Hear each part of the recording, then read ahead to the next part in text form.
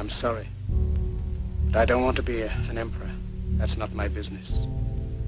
I don't want to rule or conquer anyone. I should like to help everyone if possible.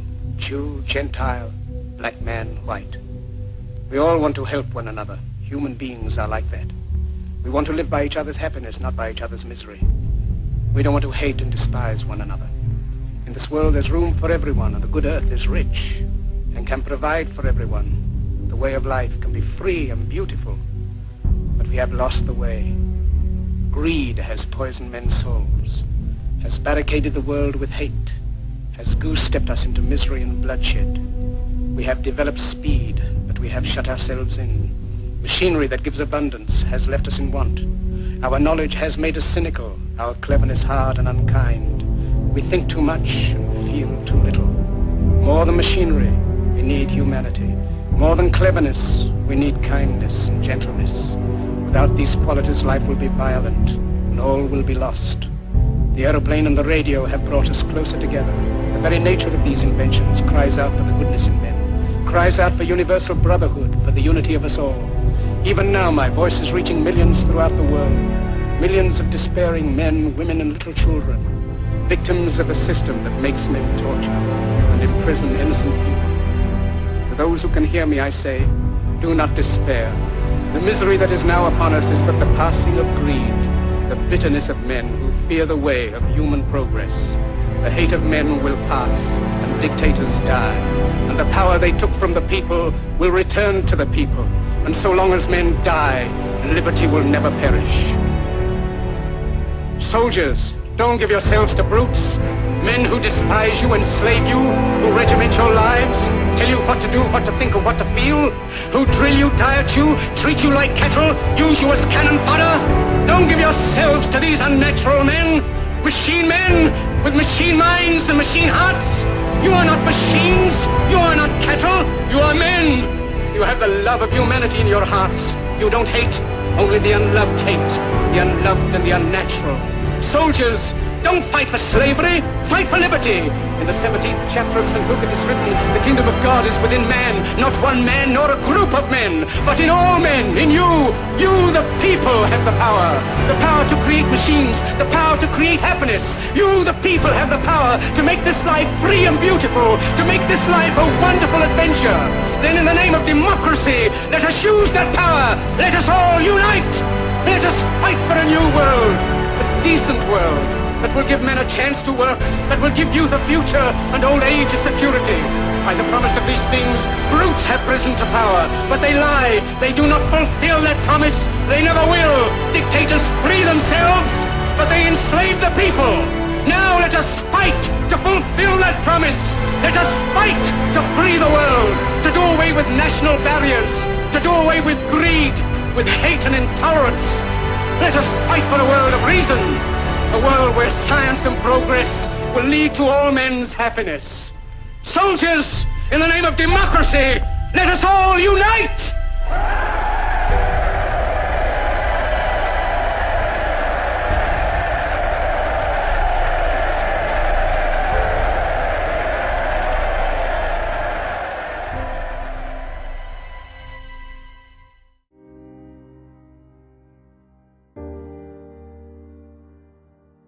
Because this world is such a, and when I say this world, I mean it. I don't mean in an ideal sense. I mean in every day, every little thing you do. It's such a, gimme, gimme, gimme.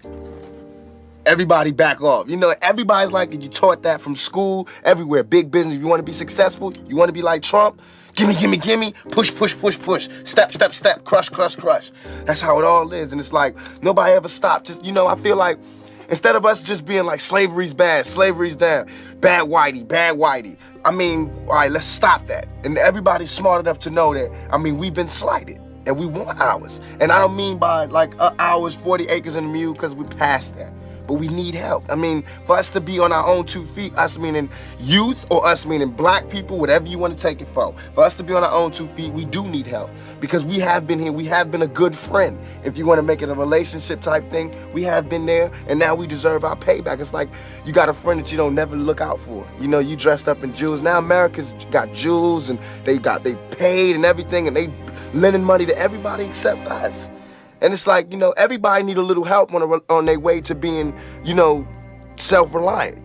I mean, if this is truly a melting pot in the country where we care about it, and Lady Liberty got a hand like this, she really loves us, then we really need to be like that. And it needs to be the black kids. And if there's a white person who got money, then you need to help them. He need to help black kids, Mexican kids, Korean kids, whatever. But it need to be real. And it need to be before we all die, and then you say, oh, I made a mistake. We should have gave them some money. We really should have helped these folks. It's gonna be too late. You know what I'm saying? And then that's when you gotta pay your own karma.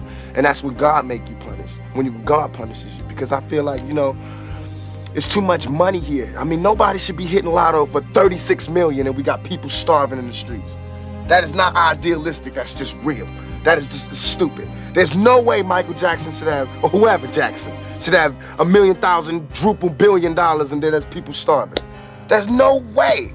There's no way that these people should own planes and their people don't have houses, apartments, shacks, drawers, pants. I know you're rich. I know you got $40 billion, but can you just keep it to one house? You only need one house. And if you only got 2 kids, can you just keep it to 2 rooms? I mean, why have 52 rooms and you know there's somebody with no room? It just don't make sense to me. It don't. And then these people celebrate Christmas. They got big trees, huge trees, all the little trimmings. Everybody got gifts, and then somebody's starving. And they're having a white Christmas. They're having a great Christmas, eggnog and the whole 9. That's not fair to me. I think that when there's hopelessness, people revolt. Because it's like there's nothing that's like, you know, it's like we're going, is America gonna help us ever? You know, because I mean, we know for a long time they haven't. Are they ever? And it's like all these things are showing us no. And you know there's somebody going, no, they're not gonna help you. No, they're not gonna help you. And then of course, we seeing, no, they're not helping us. All BS aside, it all comes down to we gotta survive.